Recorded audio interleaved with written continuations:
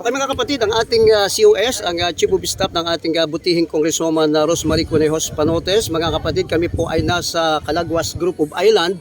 At balita ko, nandito rin ang tropa ng Padagos team. Ano po, sa panguna ni Congresswoman Rosemary Panotes. Si Sir Volter, magandang umaga po sa inyo. Ilang barangay po ang nadalaw o sa barangay visitation po ng ating congressista? Again, good morning sa 2nd District ng Camarines Norte. Lalo na po sa inyo dyan. Padagos-dagos na ng servisyo. Actually, 3 barangay na bisita dito sa Calaguas Island. So, kahapon, naglibot kami.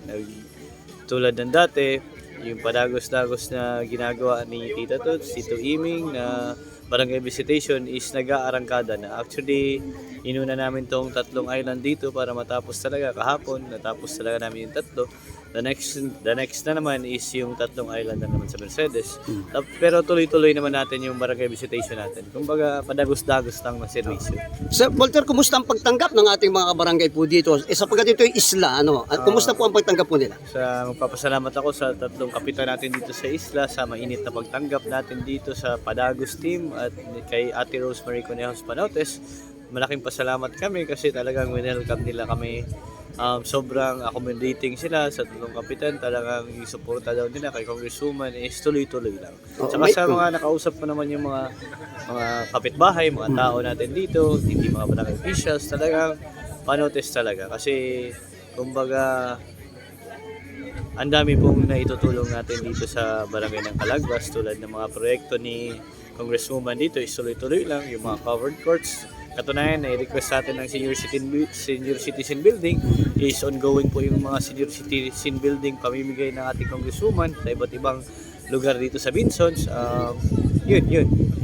Meron pang ibang mga projects o mga kahilingan po na ipinaabot po sa inyo?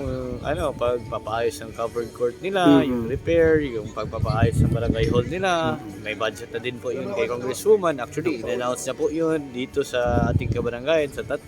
Kung ano man po yung mga request is talagang pinagtutugunan po ng ating Congresswoman Rosemary Conejos. Okay. Nanonood po ang sambayanan ng Cam Norte, Sir Volter. Baka po may mensahe po kayo sa kanila.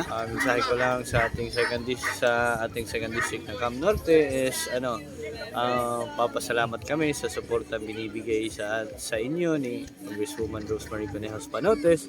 Sana wag kayo magsawa ng suporta sa kanya kasi kung anong pagmamahal ng Tito Iming, Tita Tots, ganun ang pagmamahal ni Congresswoman Ate Rosemary Panotes sa 2nd District. Tapos, pasyal kayo dito kasi tingnan nyo, parang na ako, tana ako dito, maganda dito sa Calaguas. So, if ever siyang pumunta dito, punta kayo para, ngayon ko lang naranasan ng ganitong kainit dito. At saka, masarap yung tubig. Tsaka, thank you. Salamat sir, salamat sa Sir Volter Conejos. May